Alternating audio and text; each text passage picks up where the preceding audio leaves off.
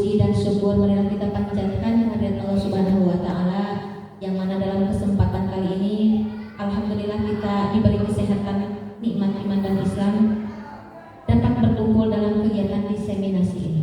Salawat beserta salam semoga tercurah limpahkan kepada baginda alam habibana wa nabiyana Kangjeng Nabi Muhammad sallallahu alaihi wasallam.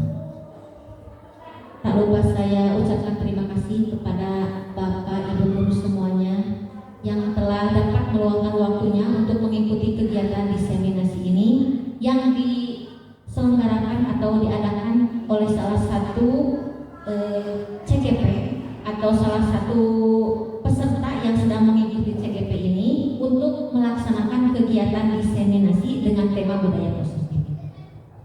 Adapun susunan acara yang akan berlangsung pada kegiatan ini, untuk yang pertama yaitu pembukaan, yang kedua sambutan dari Bapak atau Ibu Kepala Sekolah yang mewakilinya, yang kedua yaitu kegiatan inti pemaparan materi diseminasi dengan tema budaya positif. Acara yang ketiga yaitu doa atau tutup, atau barangkali ada yang mau bertanya nanti. Untuk yang terakhir yaitu penutupan dan doa yang tadi saya. Untuk mempersingkat waktu, marilah kita buka acara ini dengan ucapan bismillah bersama-sama. Bismillahirrahmanirrahim. Untuk acara yang selanjutnya yaitu sambutan dari Ibu atau Bapak Kepala Sekolah atau yang mewakilinya, kepadanya dipersilakan.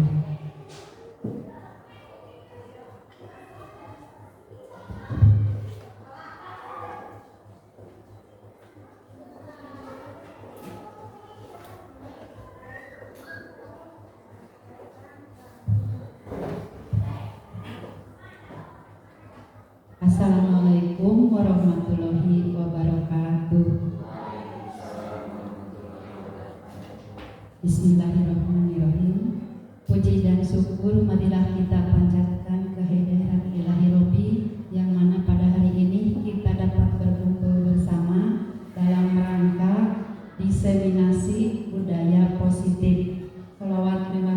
Salawat beserta salam semoga dilimpah curahkan kepada junjungan kita Habibana wa Nabiyana Nabi Muhammad sallallahu alaihi wasallam, kepada keluarganya, kepada sahabatnya, dan sampai kepada umatnya. Mudah-mudahan ada kita di dalamnya. Amin Allah ya robbal alamin. Bapak dan Ibu guru yang saya hormati, maksud dan tujuan kita berkumpul di sini yaitu untuk melaksanakan diseminasi budaya positif yang akan dilaksanakan oleh salah seorang guru CGP SD Negeri Wangun, yaitu Pak Sunsun Suwandana SPD.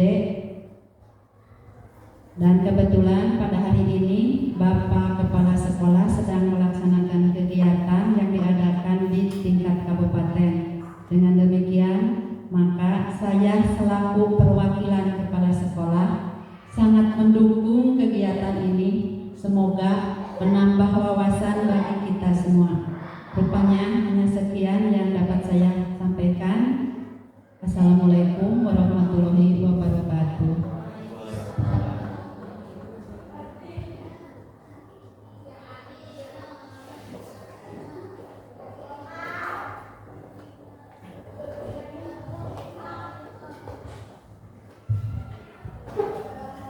Terima kasih kepada Ibu yang telah menyampaikan sambutannya.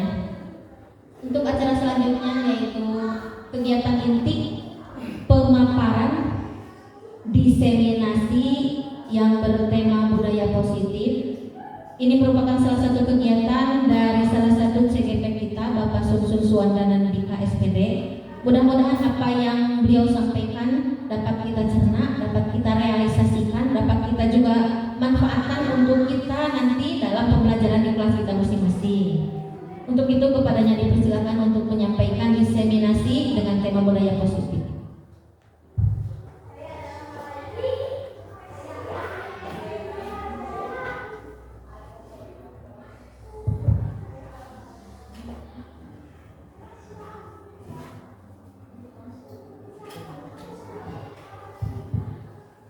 Assalamualaikum Assalamualaikum warahmatullahi wabarakatuh.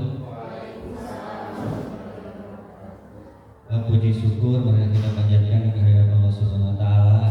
Berkat rahmat hidayahnya kita bisa berkumpul dalam kegiatan diseminasi budaya positif di sekolah. Salawat serta salam tetap terlimpahkan kepada pimpinan kita di mana Nabi Nabi Muhammad SAW. Yang saya hormati Ibu Kepala TK Sukasi, yang saya hormati Bapak Kepala Sekolah atau yang mewakili dari SDN Wangun yang saya hormati, dan juga Bapak Ibu peserta diseminasi ini yang saya hormati. Saya akan mencoba memaparkan tentang penyebaran budaya positif di sekolah. Mohon maaf saya di sini bukan untuk menggurui Bapak Ibu. Saya percaya Bapak Ibu sudah paham semuanya, tapi kegiatan ini terutama untuk memenuhi tugas saya dalam kegiatan CGP. Diseminasi budaya positif ini di antaranya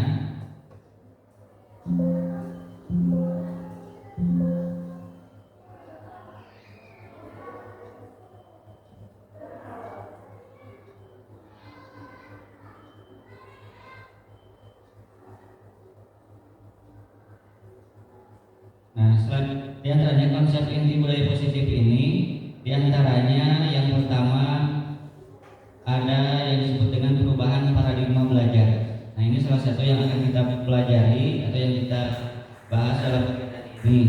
Kemudian yang kedua yaitu disiplin positif, ya, disiplin positif. Kemudian yang selanjutnya yaitu nilai kebajikan. Kemudian yang keempat, kebutuhan dasar manusia, motivasi perilaku manusia, dan posisi kontrol guru, juga keyakinan kelas, segitiga restitusi. Nah itu jadi ada 8 konsep inti dari budaya positif yang akan saya sebarkan hari ini. Selanjutnya yang pertama, sebelum dilanjut di sini ada pertanyaan pemantik. Nah, dalam kegiatan kita sehari-hari di sekolah pasti banyak peristiwa bersama anak-anak. Nah, di sini ada pertanyaan pemantik. Apakah Bapak Ibu setuju dengan pernyataan ini? Nah, yang pertama, hukuman katanya dapat mendisiplinkan anak. Setuju tidak dengan hukuman anak bisa disiplin? Bagaimana? Apakah setuju atau tidak? Tidak. Ya. Kalau menurut Bapak Ibu tidak. Kemudian yang kedua, dengan pemberian hukuman seperti dengan hal positif, hukumannya hal positif seperti disuruh membaca, membersihkan halaman sekolah, katanya dapat meningkatkan disiplin anak. Setuju tidak? Setuju. Kemudian yang terakhir, memberi penghargaan dapat meningkatkan motivasi belajar anak. Setuju. Beri hadiah anak dengan motivasi, setuju tidak? Setuju. Tapi saya tidak akan menjawab apakah jawabannya setuju semua atau tidak semua. Nanti kita akan refleksi dari materi selanjutnya. Nah itu.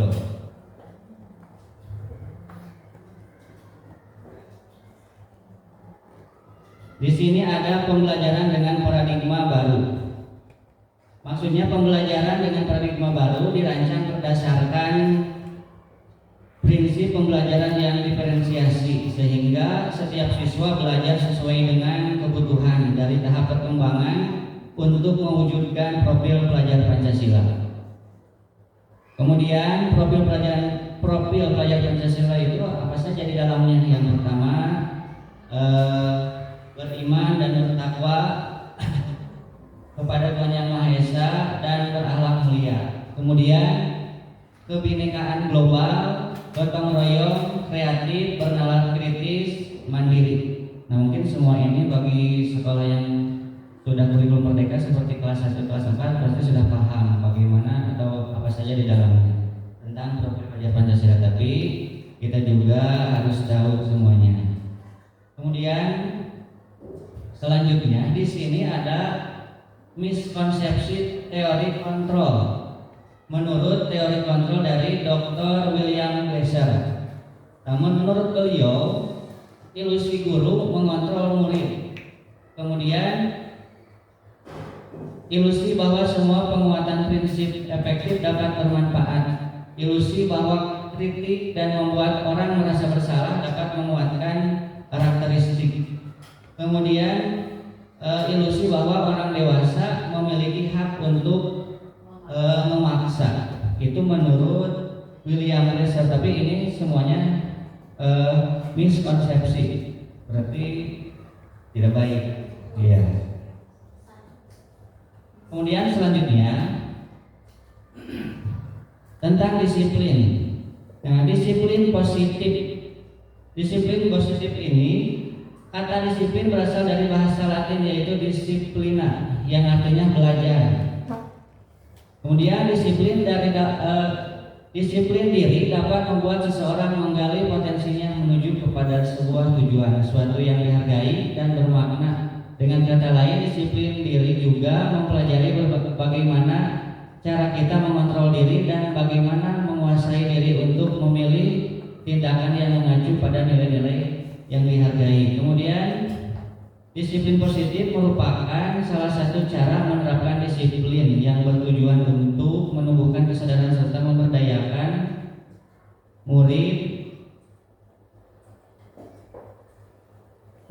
murid tanpa imbalan penghargaan. Nah, tadi masih berhubung dengan pemantik yang tadi. Jadi disiplin itu memberdayakan murid tanpa imbalan penghargaan atau ancaman atau juga hukuman. Nah, kita sebagai pendidik, tujuan kita adalah menciptakan anak-anak yang memiliki disiplin diri sehingga mereka berperilaku dengan mengacu pada nilai-nilai kebajikan universal dan memiliki motivasi intrinsik bukan ekstrinsik dalam perlakuan perilaku ke arah yang lebih baik. Jadi intrinsik itu motivasi dari diri anak tersebut. Kalau ekstrinsik dari luar, bisa dari guru, teman atau orang lain. Kemudian selanjutnya nilai-nilai kebajikan. Nah, dalam penyebaran budaya positif itu ada nilai-nilai kebajikan, nilai yang disepakati bersama tidak lepas dari suku, bangsa, agama, bahasa maupun juga latar belakangnya. Nah, di sini contoh nilai kebajikan institusi atau organisasi. Yang pertama, profil pelajar Pancasila. Nah, profil pelajar Pancasila di dalamnya ada beriman, bertakwa kepada Tuhan Yang Maha Esa, bineka global, mandiri, bernalar kritis, berkebinekaan global,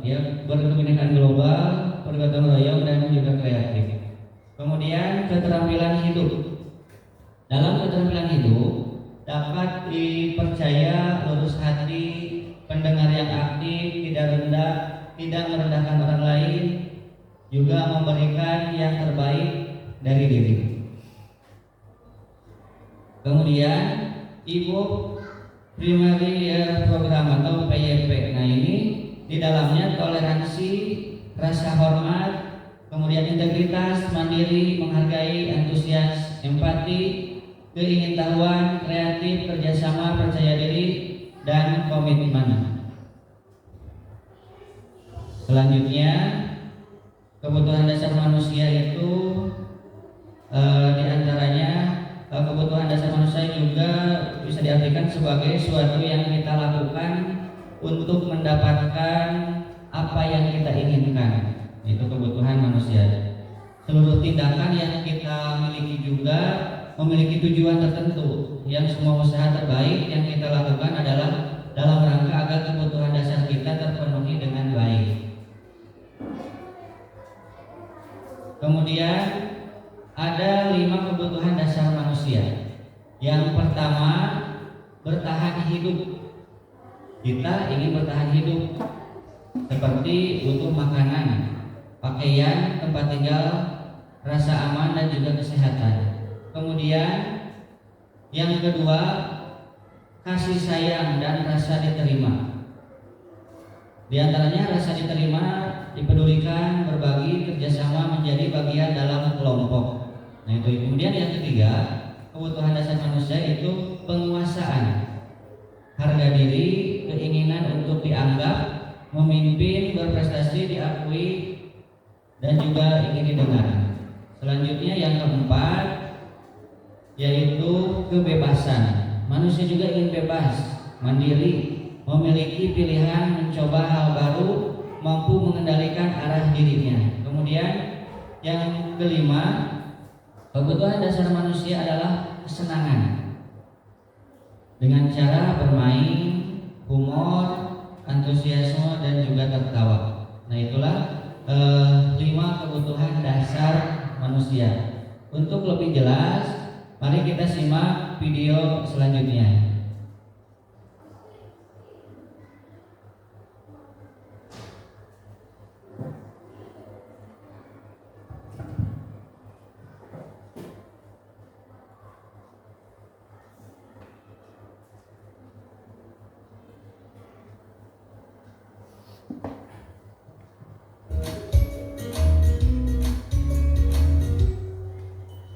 Salam dan bahagia Ibu dan Bapak guru hebat.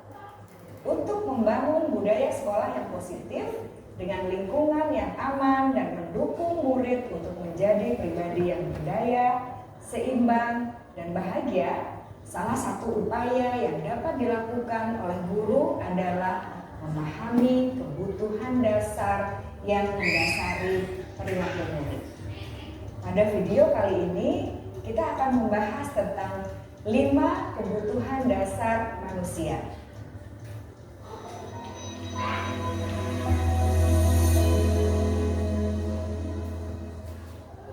Ki Hajar Dewantara dalam salah satu kutipannya menyatakan, kita ambil contoh perbandingannya dengan hidup tumbuh-tumbuhan. Seorang petani dalam hakikatnya sama kewajibannya dengan seorang pendidik yang menanam padi misalnya. Hanya dapat menuntun tumbuhnya padi. Ia dapat memperbaiki kondisi tanah, memelihara tanaman padi, memberi pupuk dan air, membasmi ulat-ulat atau jamur-jamur yang mengganggu hidup tanaman padi, dan lain sebagainya. Ketika guru memahami kebutuhan apa yang mendasari perilaku murid, dan guru berusaha menuntun dan mendukung murid dalam memenuhi kebutuhannya secara positif, pada hakikatnya guru tersebut ibarat seorang petani yang sedang berusaha memahami kebutuhan masing-masing tanaman, dan ia berusaha memenuhi kebutuhan tanaman tersebut agar dapat tumbuh dengan subur dan maksimal. Dr. William Glasser, seorang psikiater dari Amerika Serikat, menyatakan bahwa seluruh tindakan manusia memiliki tujuan tertentu, yaitu memenuhi kebutuhan dasarnya. Ketika kelima kebutuhan dasar telah terpenuhi secara memadai, maka murid akan tumbuh dengan seimbang dan bahagia. Sebaliknya, ketika kebutuhan dasar tidak terpenuhi dengan baik, maka seseorang akan mengalami emosi negatif seperti bosan, sedih, dan kecewa. Bahkan mereka dapat melakukan perbuatan yang bertentangan dengan nilai-nilai kebajikan atau melanggar peraturan. Dengan kata lain, perilaku buruk seseorang biasanya adalah respons dari kebutuhan yang tidak terpenuhi. Namun, mereka tidak tahu cara untuk menyampaikannya. Ada 5 kebutuhan dasar manusia menurut Dr. William Glasser, yaitu yang pertama, kebutuhan untuk bertahan hidup atau survival. Yang kedua, kebutuhan untuk merasa diterima atau love and belonging. Yang ketiga, kebutuhan akan kebebasan atau freedom. Yang keempat, kebutuhan akan kesenangan atau fun. Dan yang kelima, kebutuhan akan penguasaan atau power.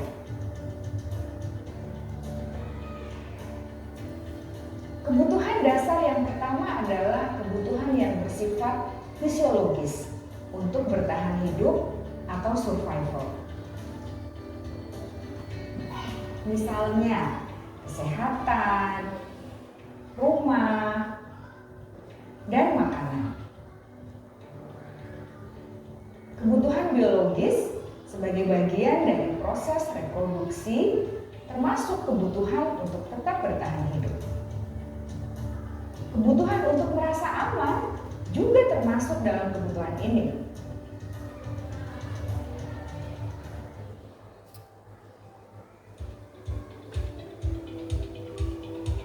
Agar murid dapat belajar dengan baik, kebutuhan mereka akan rasa aman, pangan, sandang, dan papan harus terpenuhi. Bagaimana mungkin mereka dapat belajar dengan baik bila mereka datang ke sekolah dengan perut yang lapar atau bila rumah mereka kebanjiran?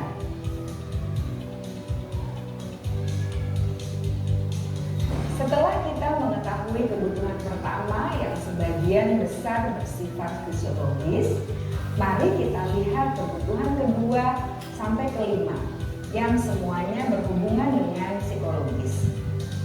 Mari kita lihat kebutuhan yang kedua, yaitu kebutuhan akan perasaan diterima oleh kelompok atau komunitasnya, atau kebutuhan love and belonging.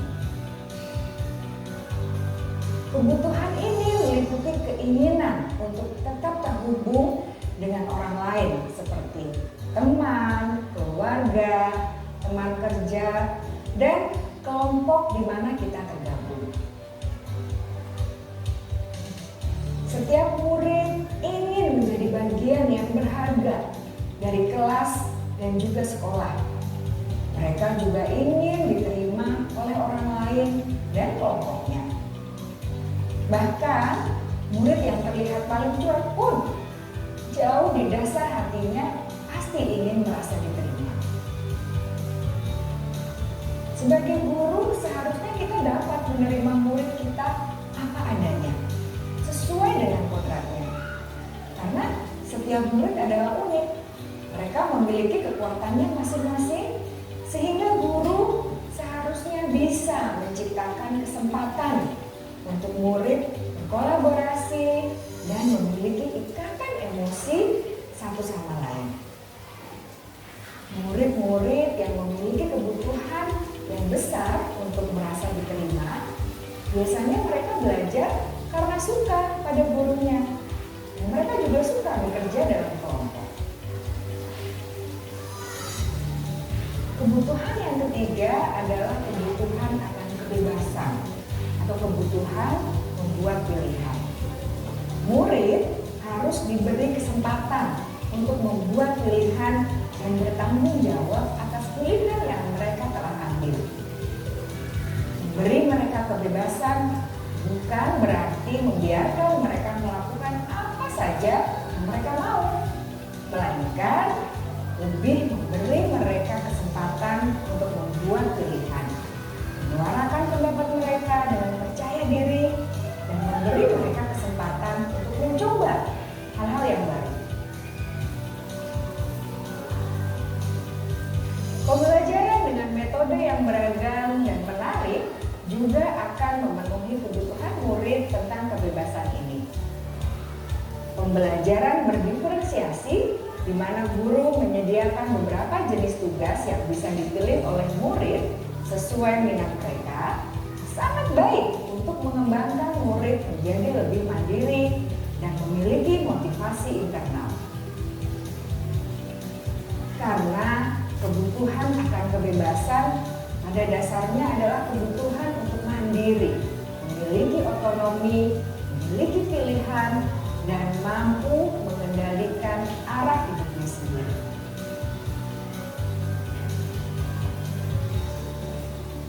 Kebutuhan yang keempat adalah kebutuhan akan kesenangan. Bayangkan Bapak Ibu, hidup tanpa rasa senang. Betapa menyedihkannya. Glasser menghubungkan kebutuhan akan kesenangan dengan belajar. Jangan sepelekan kebutuhan murid untuk merasa senang di kelas. Sebagai guru, jangan ragu-ragu untuk dengan sengaja memasukkan kegiatan yang menyenangkan dalam kelas.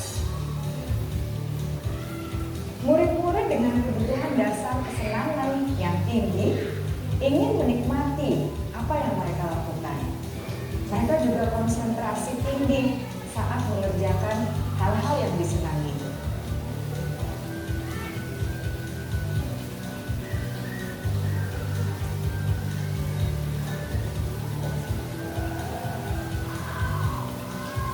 Kebutuhan yang kelima adalah kebutuhan akan penguasaan.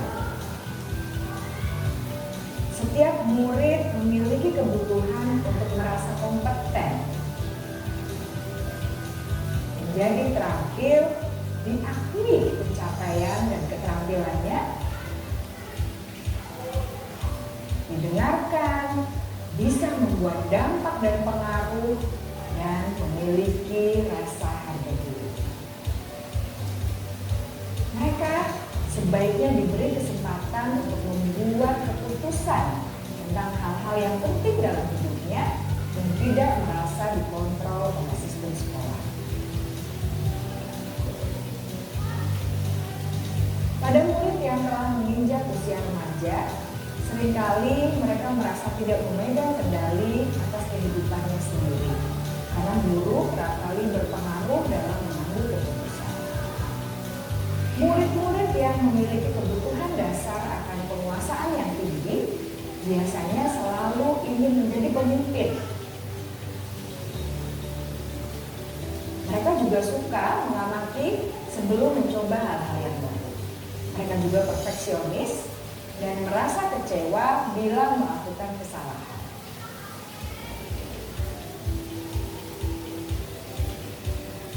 Ibu dan bapak guru sangatlah penting bagi kita untuk mengetahui kebutuhan dasar murid-murid, agar kita memahami alasan di balik sikap dan tingkah laku mereka. Bila murid berperilaku buruk atau melanggar peraturan, sehingga tindakannya tidak sesuai dengan nilai-nilai kebajikan, maka guru harus mencari tahu alasan yang mendasari tindakan tersebut dan kebutuhan apa yang belum terpenuhi. Melalui percakapan dengan guru dalam pendekatan disiplin positif, murid dapat diajak untuk bersikap reflektif dalam mengenali kebutuhan-kebutuhan yang berusaha mereka penuhi dan mendasari tindakan mereka. Jika guru mengabaikan perilaku buruk murid-murid, maka perilaku tersebut akan berpengaruh pada suasana kelas yang kurang kondusif dan akan berpengaruh pada tujuan dari pendidikan itu sendiri. Ibu, bapak guru hebat, mari kita menjadi guru yang lebih baik dengan memahami kebutuhan dasar murid-murid kita dan senantiasa membimbing mereka untuk menjadi pribadi yang berdaya, seimbang, dan bahagia. Salam dan bahagia, ibu dan bapak guru hebat.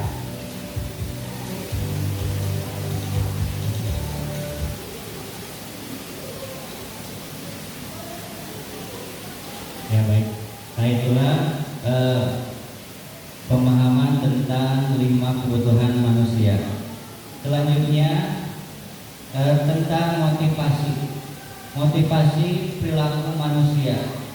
Yang pertama ada motivasi ekstrinsik, di mana motivasi ekstrinsik ini untuk menghindari ketidaknyamanan atau hukuman. Kemudian untuk mendapatkan imbalan atau penghargaan dari orang lain. Kemudian yang kedua ada motivasi intrinsik. Motivasi ini untuk menjadi orang yang mereka inginkan, yang menghargai diri sendiri dengan nilai-nilai yang mereka percaya. Kemudian selanjutnya 5 posisi kontrol guru. Yang pertama sebagai penghukum, kemudian pembuat rasa bersalah, teman, kemudian pemantau, yang terakhir sebagai manajer. Yang pertama, di sini ada disiplin dengan identitas gagal. Yang pertama, hukuman. Ternyata hukuman itu walaupun termasuk 5 posisi kontrol guru, tapi hukuman termasuk konsep disiplin yang identitasnya gagal. Kenapa? Karena dengan hukuman itu sifatnya tidak terencana atau tiba-tiba. Murid akan tidak tahu apa yang terjadi atau tidak dilibatkan. Kemudian bersifat satu arah, berupa hukuman fisik atau psikis. Kemudian yang kedua, penghargaan. Nah, penghargaan juga dianggapnya gagal karena tidak efektif, merusak hubungan, sebab anak-anak menjadi iri. Kemudian mematikan kreativitas, menghukum, mengurangi kesepakatan, dan menurunkan kualitas. Nah, jadi dari pemantik yang tadi sudah terjawab sampai ke sini, ya, bahwa kalau dengan penghargaan itu tidak setuju. Kemudian hukumannya walaupun positif juga tidak. Jadi pemantik yang tadi ketiga-tiganya tidak setuju. Hukuman tentu tidak, penghargaan tidak. Kemudian konsep disiplin dengan identitas sukses. Nah, di sini konsekuensi. Di konsekuensi ada baik, ada buruk. Tapi langsung ya.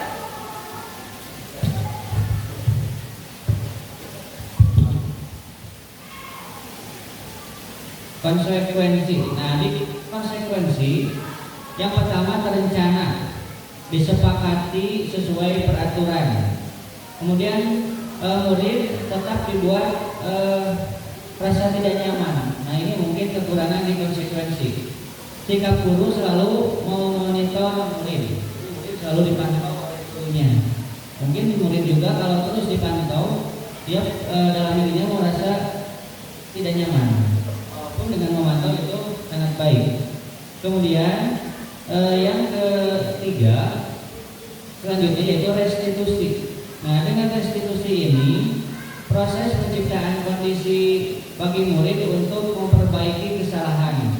Proses kolaboratif yang mengajarkan murid untuk mencari solusi sendiri.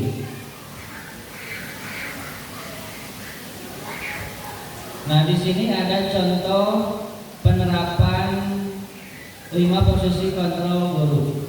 Yang pertama, contoh kasusnya misalkan tidak memakai sepatu saat upacara bendera. Nah, kalau dihukum, pasti anak itu akan disuruh menghormat pada bendera selama 1 jam misalnya. Itu kalau posisinya dihukum. Kemudian kalau sebagai pembuat rasa bersalah, biasanya nada guru itu lembut, tidak nada tinggi seperti menghukum. Misalkan, berapa kali Bapak harus memberitahu kamu selalu saja mengecewakan Bapak. Pasti anak itu akan merasa dirinya rasa bersalah gitu. Kemudian teman. Nah, misalnya contohnya, ayolah yang tertib, buat Bapak guru bangga, kali ini tidak apa-apa kamu salah. Berarti perilaku kita sebagai temannya. Kemudian yang keempat, pemantau. Kamu sudah melanggar apa peraturan dan konsekuensinya. Nah, itu. Kemudian selanjutnya manajer.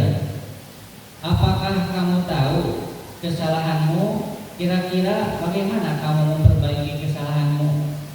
Nah, itu. Nah, dari posisi kontrol guru, mungkin sekarang kita ada di posisi yang mana? Salah satunya, apakah posisi kita itu di penghukum terhadap anak, atau pembuat rasa bersalah, teman, pemantau, atau manajer? Mungkin bisa itu direnungkan oleh Bapak Ibu guru. Nah, selanjutnya Di sini ada contoh 5 posisi kontrol guru. Mari kita simak videonya.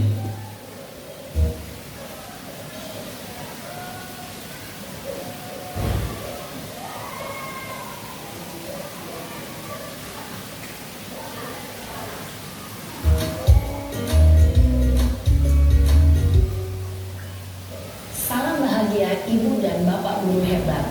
Dalam penerapan disiplin positif restitusi, salah satu program yang dikembangkan adalah 5 posisi kontrol.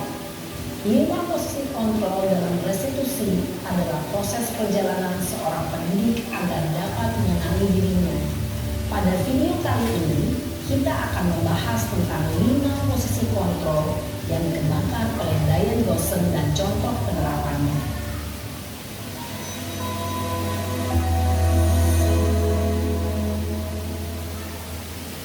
5 posisi kontrol itu adalah 1. Posisi penghukum.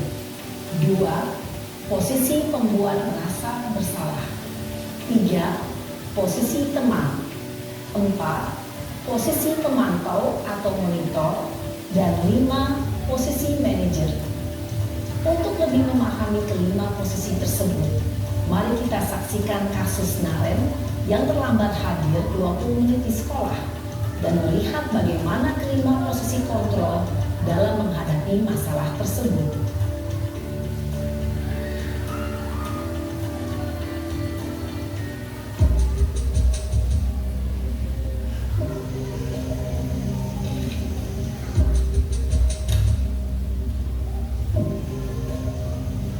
Naren, sini kamu. Selamat pagi, Bu. Selalu terlambat. Kamu deh, pasti terlambat. Maaf, Bu. Saya Apa? Apa coba? Alasan kamu apa lagi? Kapan sih kamu tidak terlambat? Malas sekali ya kamu jadi anak. saya Dasar pemalas. Gak kapok-kapok sih kamu. Sudah berapa kali terlambat? Sana, kamu keliling lapangan basket 2 kali. kenapa saya harus keliling lapangan basket, Bu?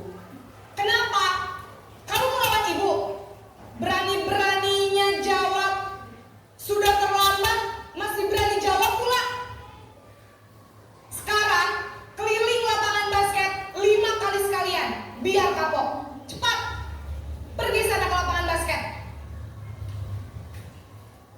Posisi penghukum biasanya berbicara dengan nada tinggi, menghardik, menunjuk-nunjuk, menyakiti, dan menyindir. Hukuman bisa berupa fisik maupun psikis. Ibu dan Bapak guru hebat, dampak yang terjadi pada murid ketika guru berada pada posisi penghukum adalah murid cenderung akan memberontak, bahkan menyimpan dendam.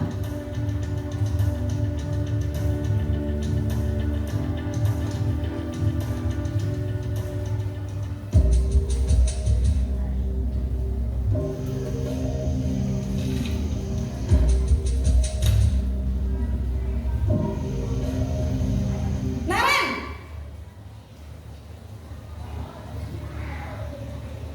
Selamat pagi, Bu. Naren. Kamu kenapa terlambat lagi, nak? Ya Tuhan, Naren. Kamu senang ya bikin ibu susah ya? Kalau kamu terlambat lagi, nanti ibu yang ditegur bapak kepala sekolah, nak. Disangka ibu tidak bisa membina kamu. Duh, gimana ini?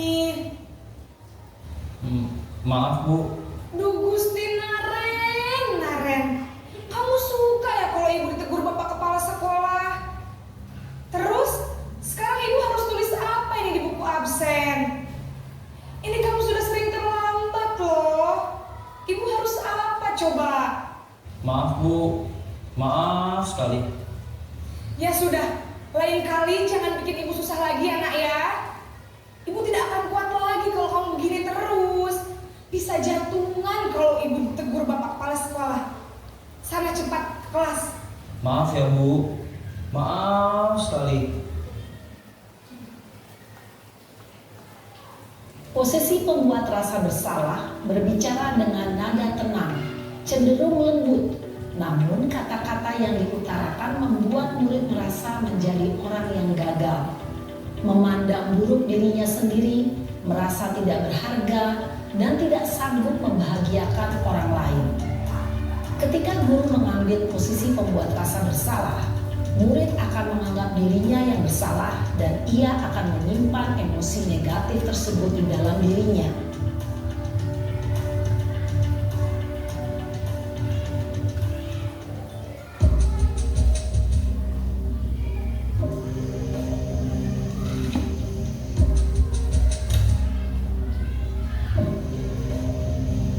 Naren!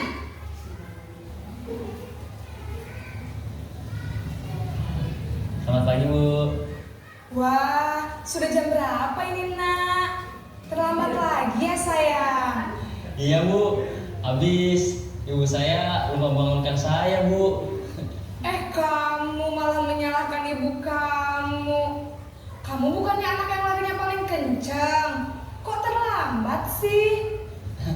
Iya, Bu. Saya memang terlambat bangun tadi. Jadi, biarpun saya lari kencang, tetap gak kekejar, Bu. Ya sudah sana. Nanti lain kali larinya lebih kencang lagi ya. Biar gak terlambat lagi. Bikin seneng ibu. Demi ibu. Bisa kan? Bisa lah, Bu. Ya sudah sana masuk kelas. Ibu beresin urusan absen kamu. Kamu ini ada-ada saja. Dalam posisi teman, guru berbicara dengan nada suara ramah, akrab, cenderung bersenda gurau untuk menjaga suasana tetap santai. Murid akan merasa senang, aman, dan akrab dengan guru. Identitas yang tercipta adalah identitas sukses atau berhasil. Namun, perlu diingat, karena ini masih dorongan eksternal, maka ada faktor ketergantungan dari murid kepada orang tertentu. Di sini, guru absennya, sehingga di lain waktu, murid bisa berperilaku baik, namun hanya kepada orang-orang tertentu saja.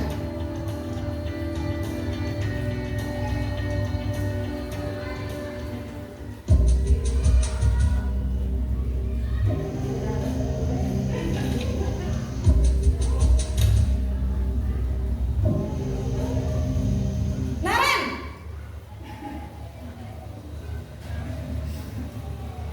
Selamat pagi, Bu. Naren, apa peraturan sekolah kita tentang jam berapa kita harus masuk sekolah, Nak? Kita harus di sekolah jam 7, Bu.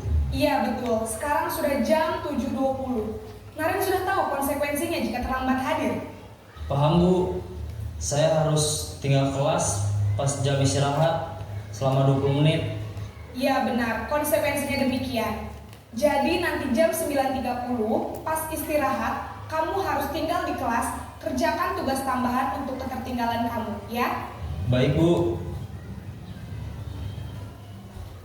Posisi pemantau mengandalkan penghitungan atau data untuk mengontrol murid. Guru mengarahkan murid berdasarkan peraturan dan konsekuensi. Seorang pemantau menunjukkan bahasa tubuh dan ekspresi wajah yang datar dan cenderung formal.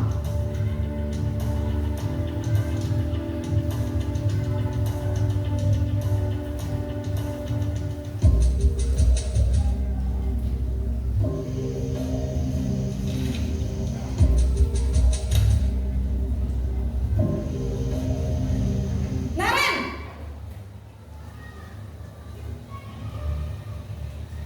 Selamat pagi, Bu. Selamat pagi, Naren.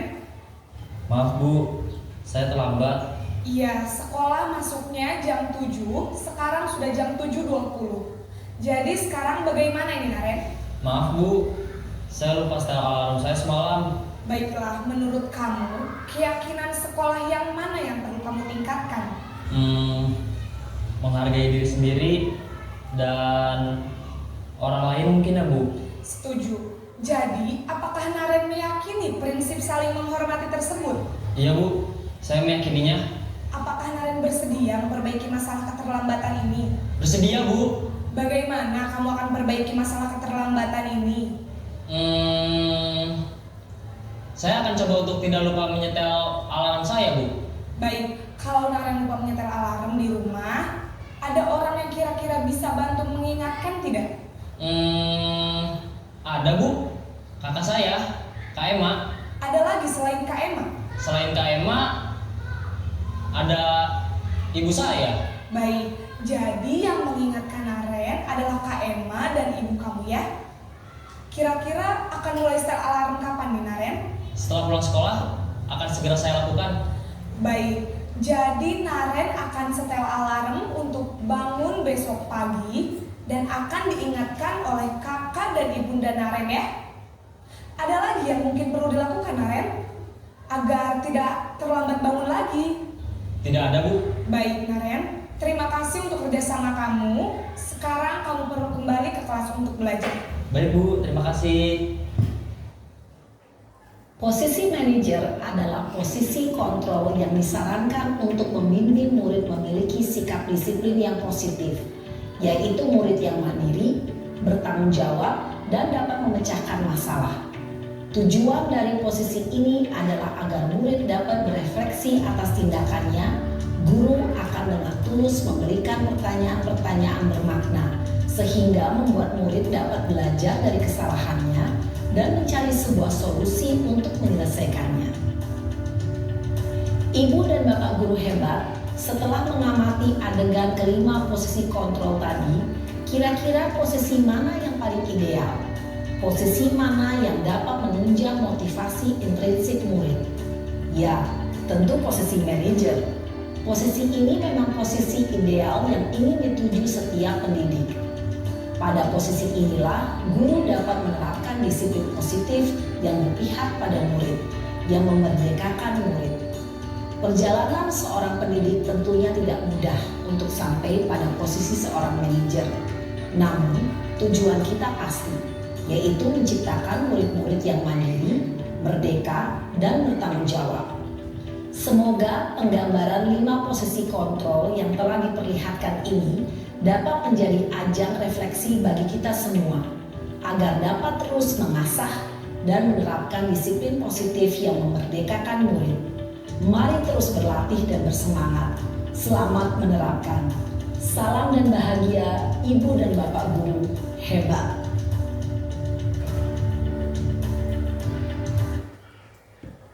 Ya, nah itulah 5 posisi kontrol seorang guru. Jadi pada intinya yang ideal itu atau yang bagus itu di posisi manajer. Kemudian selanjutnya tentang keyakinan kelas.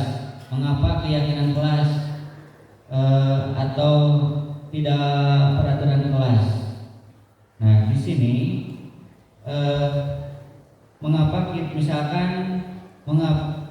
kita perlu peraturan tentang penggunaan helm pada saat mengendarai kendaraan roda 2? Pasti jawabannya agar atau menjaga keselamatan. Nah itu. Kemudian misalkan pertanyaan selanjutnya, mengapa kita memiliki peraturan tentang penggunaan masker, mencuci tangan setiap saat? Pasti tujuannya agar sehat dan bersih. Nah itu. Nah selanjutnya di sini pembentukan keyakinan kelas. Jadi di kelas itu harus dibentuk sebuah keyakinan kelas, bukan peraturan kelas. Kalau peraturan sifatnya memaksa.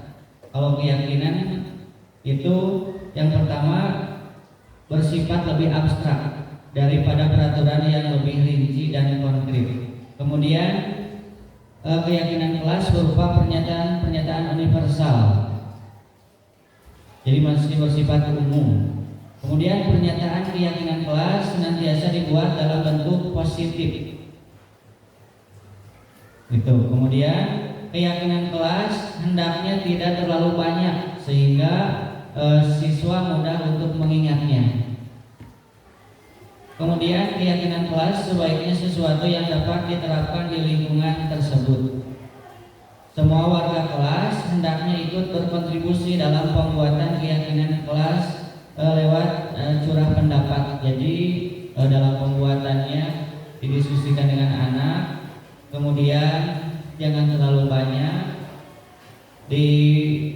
yang di kelas di tempat yang mudah diakses oleh anak agar selalu terlihat dan diingat. Kuncinya tadi jangan terlalu banyak. Nah, untuk keyakinan kelas ini situasional, bisa diganti sewaktu-waktu. Misalkan sebulan sekali atau seminggu sekali. Jadi tidak selamanya selama kelas 1 tahun ini keyakinannya harus itu. Tidak, jadi situasional. Jadi keyakinan kelas jangan ditulis permanen. Misalkan ditempel, jadi mudah untuk diganti kalau ada perubahan yang harus berubah tentang keyakinan kelas itu. Kemudian bersedia meninjau kembali. Nah, keyakinan kelas juga sewaktu-waktu harus dievaluasi bersama anak-anak ditinjau apakah ini keyakinannya masih perlu atau harus ditambahkan atau bagaimana. Nah, itu. Selanjutnya, misalkan di sini ada dokumen tentang pembuatan keyakinan kelas. Jadi anak dilibatkan, kemudian dikumpulkan datanya sehingga nanti dibuat sebuah keyakinan kelas.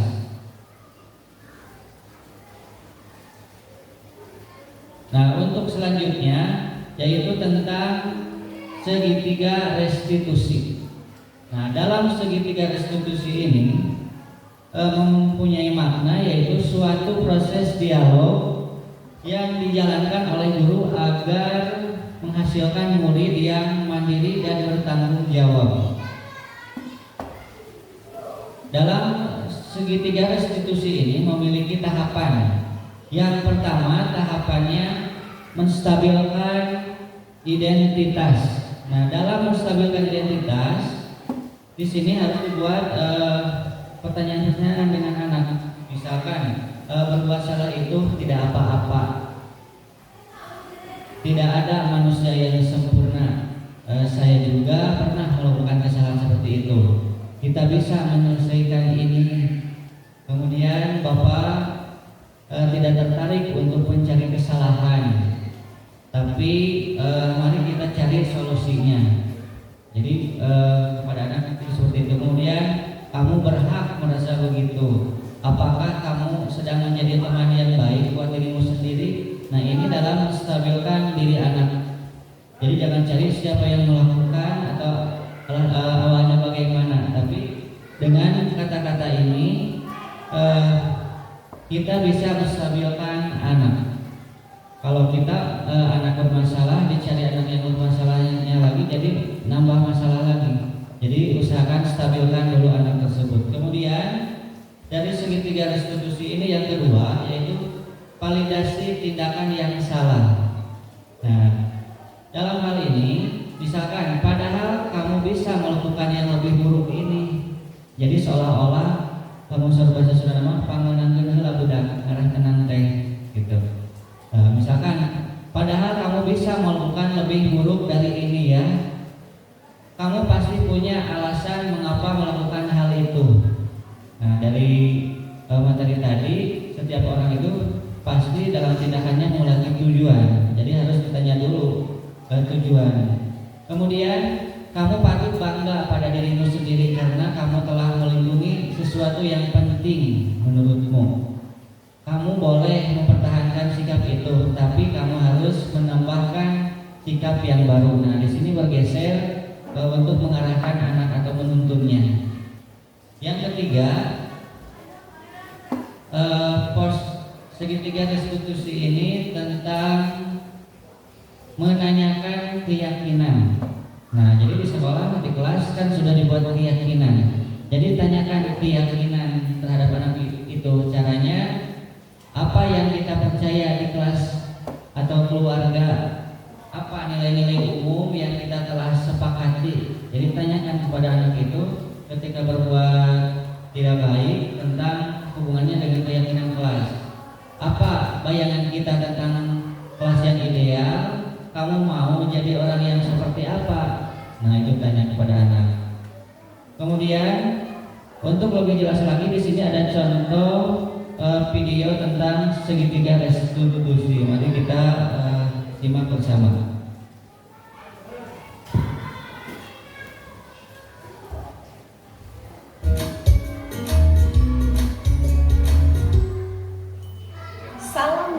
berbahagia Ibu dan Bapak guru hebat.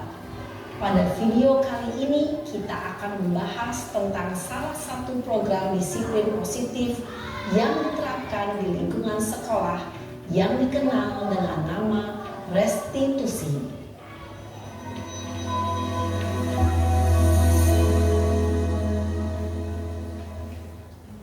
Restitusi dikembangkan oleh pakar pendidikan Diane Gosson, berlandaskan pada teori kontrol Dr. William Glasser. Segitiga restitusi adalah suatu proses dialog yang dijalankan oleh guru atau orang tua agar dapat menghasilkan murid yang mandiri dan bertanggung jawab. Pada saat guru di posisi manajer, aspek yang dikembangkan pada murid adalah motivasi intrinsik, sehingga penanaman nilai-nilai kebajikan dapat tumbuh dan berkembang menjadi suatu kebiasaan positif yang akhirnya membentuk karakter murid. Proses dialog ini terdiri dari 3 langkah yang digambarkan pada ketiga sisi pada segitiga restitusi. Sisi pertama adalah menstabilkan identitas. Sisi yang kedua adalah validasi tindakan yang salah. Dan sisi yang ketiga adalah menanyakan keyakinan. Ibu dan Bapak guru, berikut ini akan ditunjukkan bagaimana seorang guru berada dalam posisi manajer menggunakan penerapan segitiga restitusi.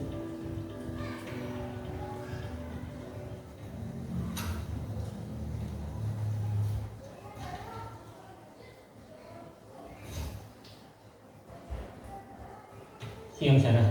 Siang Pak. Sudah lama nggak ketemu Sarah. Kenapa hari ini ada di sini? Kesel Pak, kesel banget. Masa aku dikatain tukang fitnah Pak? Ya aku marah lah.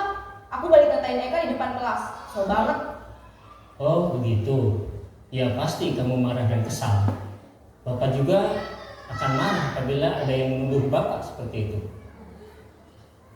Kemudian pada saat itu kamu mau melakukan apa? Ya saya langsung ngatain Eka lah Pak. Kesel banget. Saya bentak-bentak dia depan teman-teman lain. Oh begitu. Pasti kamu melakukan seperti itu karena suatu alasan tertentu bukan? Iyalah, masa saya diam saja Pak? Ya saya bela diri lah. Masa saya dituduh tukang fitnah? Ya wajar lah. Mempertahankan harga diri itu sesuatu yang penting buat kamu. Untung kamu tidak bertindak lebih gegabah lagi. Hanya membentak-bentak. Iya Pak.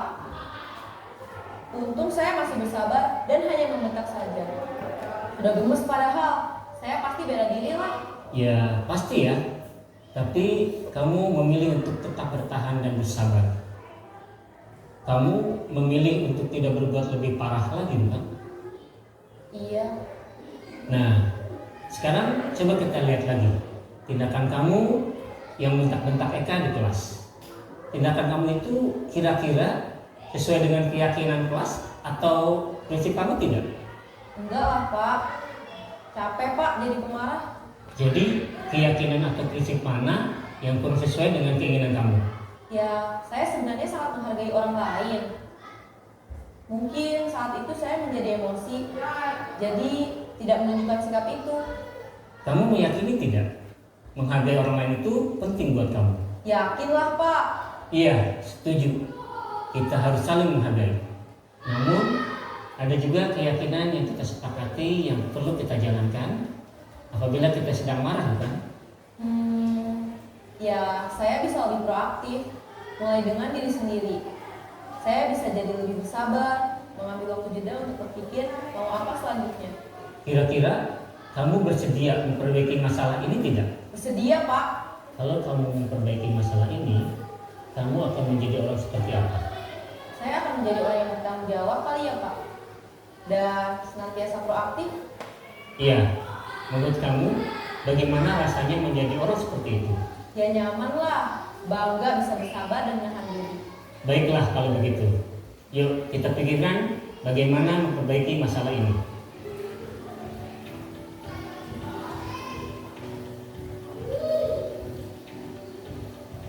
Ibu dan Bapak guru hebat, baru saja kita menyaksikan contoh bagaimana seorang guru berada dalam posisi manajer menggunakan penerapan segitiga restitusi.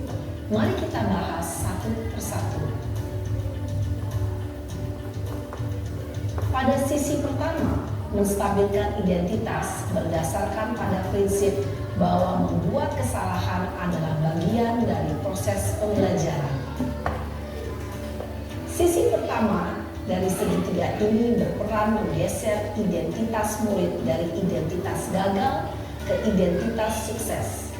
Murid yang sedang bertingkah laku yang tidak pantas atau menarik diri saat itu sedang mengalami identitas gagal. Bila kita mengkritiknya, maka posisinya tidak akan berubah. Kita bisa mengajukan pernyataan-pernyataan ini. 1. Membuat kesalahan sesuatu yang wajar. 2. Manusia tidak ada yang sempurna. 3. Kita bisa memperbaiki masalah ini. 4. Saya tidak menanyakan kesalahannya. Saya lebih fokus bagaimana memperbaiki masalah ini. 5. Apakah saat ini kamu tengah menjadi orang yang baik untuk dirimu sendiri? Pada sisi kedua, validasi tindakan yang salah berlandaskan pada prinsip bahwa setiap perilaku berupaya memenuhi suatu kebutuhan tertentu. Guru yang telah memahami teori kontrol akan bergeser dari pemikiran stimulus respon menjadi proaktif dan mencoba untuk mengenali tujuan dari perilaku murid.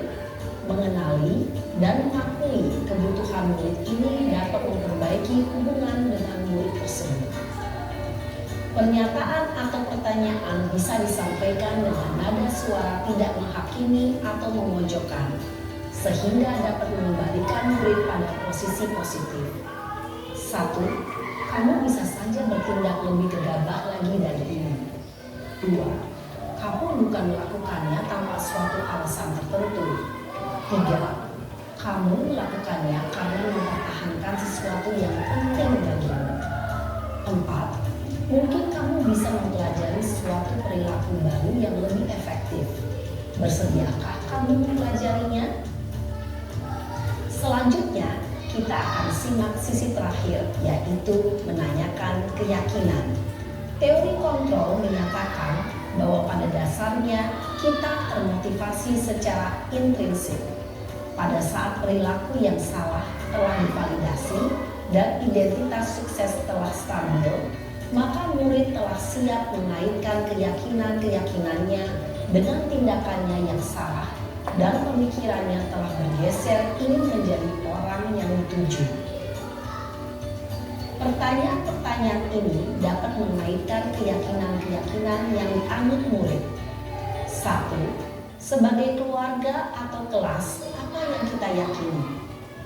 2. Nilai-nilai apa yang telah kita sepakati? 3. Seperti apa gambaran sebuah kelas yang ideal bagi kamu? 4. Kamu ingin menjadi orang seperti apa?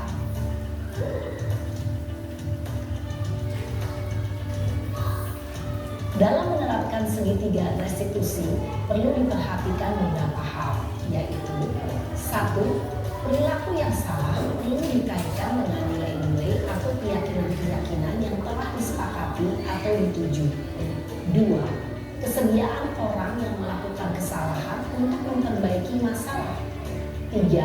Pemecahan masalah sebisa mungkin relevan atau memiliki hubungan dengan masalah yang ada. 4. Usaha. Perlu adanya suatu usaha perbaikan dari pihak yang berbuat kesalahan. 5. Waktu. Perlu didedikasikan waktu dari pihak yang berbuat kesalahan. Tanyakan kapan akan mulai diberlakukan usaha untuk memperbaiki masalah.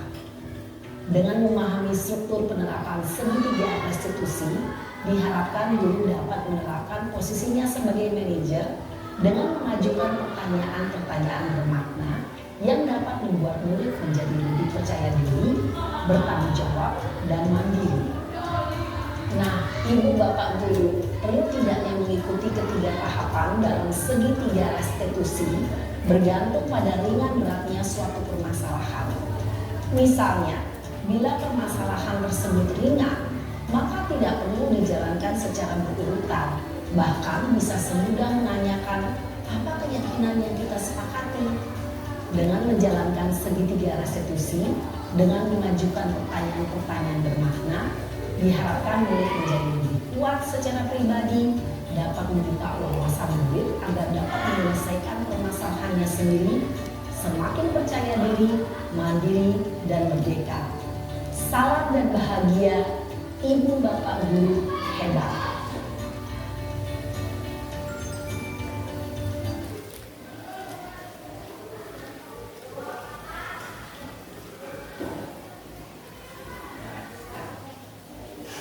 Nah, itulah tentang segitiga restitusi. Pada intinya kita dalam menghadapi masalah pada anak itu harus ada pertanyaan-pertanyaan bermakna. Saya percaya Bapak Ibu semuanya sudah melaksanakan masalah segitiga restitusi, hanya mungkin urutannya. Nah, itu saja. Untuk selanjutnya, dari beberapa materi yang sudah kita pelajari, nah, kesimpulannya, dalam penerapan program disiplin positif, hendaknya guru memiliki standar pedagogi, kemudian kepribadian, profesional, dan sosial yang baik, di mana guru mampu berefleksi pada posisi kontrolnya saat ini, bagaimana perjalanan dirinya sebagai seorang manajer yang menuntun murid-murid menjadi insan yang mandiri, merdeka, dan bertanggung jawab.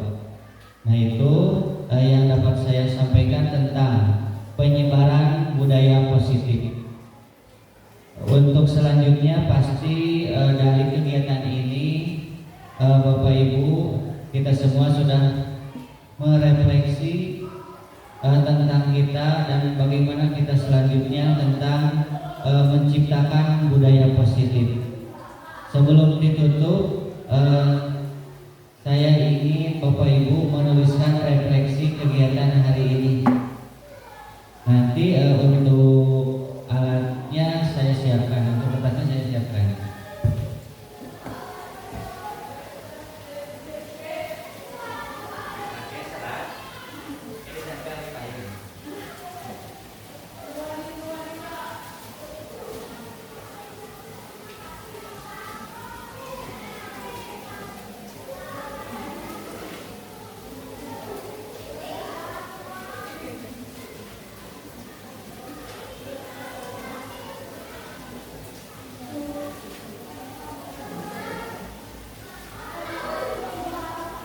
Untuk refleksi, tidak usah mencatat rangkuman materi, tapi perasaan Ibu bagaimana setelah menerima penyebaran budaya positif ini, perasaannya bagaimana? Nah, itu. Dan alasannya apa? Itu. Tidak usah panjang-panjang. Satu kata juga tidak apa-apa.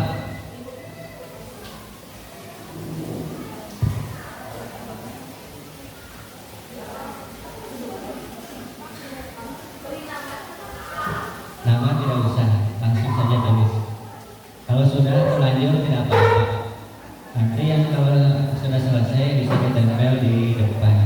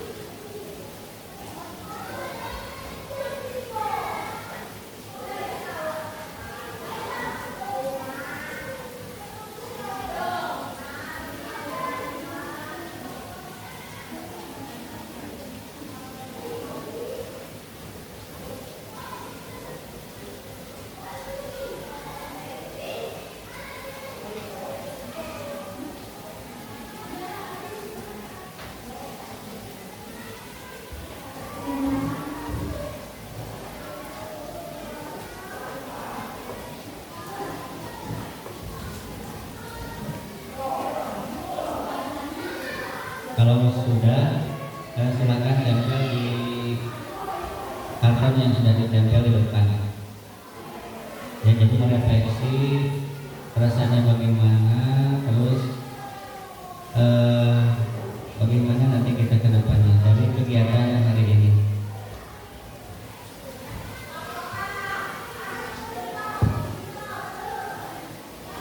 Refleksi tidak usah panjang, satu kalimat cukup, kata dua kata juga tidak apa-apa.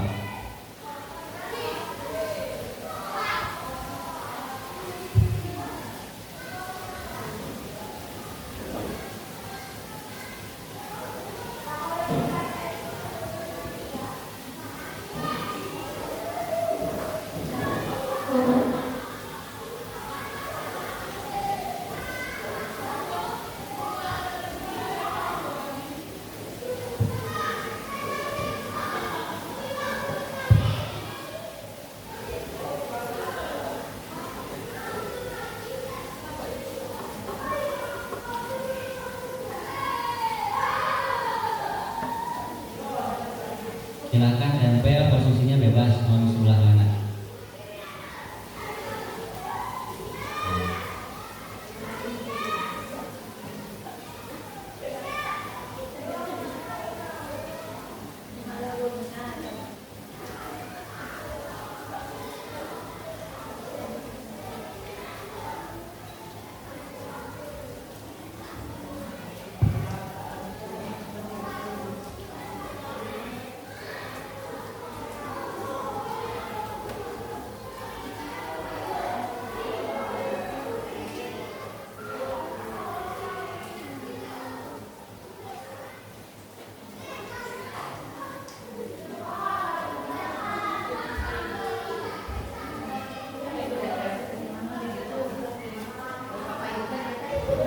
Tempelan dengan karton. Posisinya bebas, pada di paling mana wae boleh.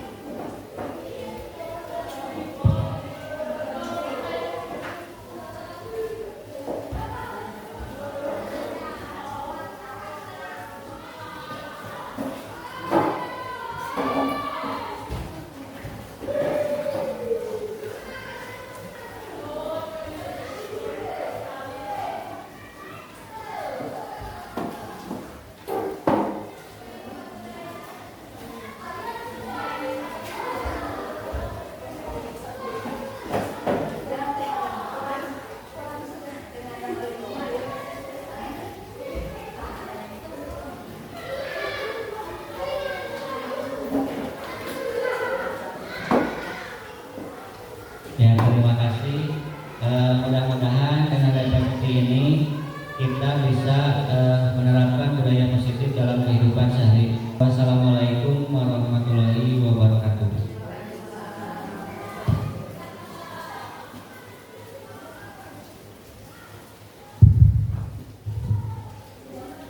Terima kasih kepada Bapak Sun Suwanda Andika, salah satu CGP yang telah menyebarkan diseminasi itu, penyebaran budaya positif yang telah kita cerna tadi dari apa yang disampaikan beliau maupun video yang mencontohkan apa itu kondisi disiplin, bagaimana kontrol guru, dan bagaimana cara membuat keyakinan kita dalam kelas. Mudah-mudahan apa yang tadi Bapak Sun sampaikan menjadi ilmu yang bermanfaat untuk kita dan dapat kita terapkan pada pembelajaran di kelas kita masing-masing. Amin. Amin ya rabbal alamin. Mudah-mudahan dari diseminasi budaya positif ini atau penyebaran budaya positif ini dapat menjadi ilmu pengetahuan yang sangat bermanfaat untuk kita, khususnya untuk dari peserta CGP ini dan umumnya untuk kita semua sebagai pendengar atau Bapak Ibu guru di sekolah SD Negeri Wangun ini. Untuk itu kami ucapkan terima kasih yang sebesar-besarnya kepada Bapak Ibu yang telah tertib atau bisa mendengarkan dengan hikmat apa yang disampaikan Bapak Sun dapat menjadi ilmu yang bermanfaat. Akhir kata, mungkin kita dari apa yang serangkaian mudah-mudahan dapat bermanfaat dan mari kita tutup dengan bacaan hamdalah bersama-sama. Alhamdulillahirabbil alamin. Wabillahi taufiq wal hidayah. Wassalamualaikum warahmatullahi wabarakatuh.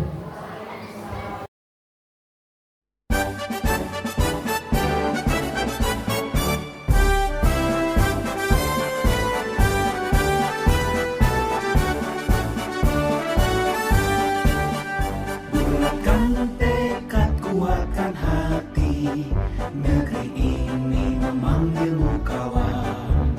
Belajar, bergerak, berbagi untuk negeri, guru penggerak, majukan pendidikan. Guru penggerak menghamba pada murid, kreatif rancang pembelajaran. Hargai potensi, tingkatkan prestasi, lahirkan profil pelajar Pancasila. Belajar, bergerak, berbagi untuk negeri, kita menjalin kolaborasi. Belajar, bergerak, berbagi untuk negeri, demi bakti pada Ibu Pertiwi.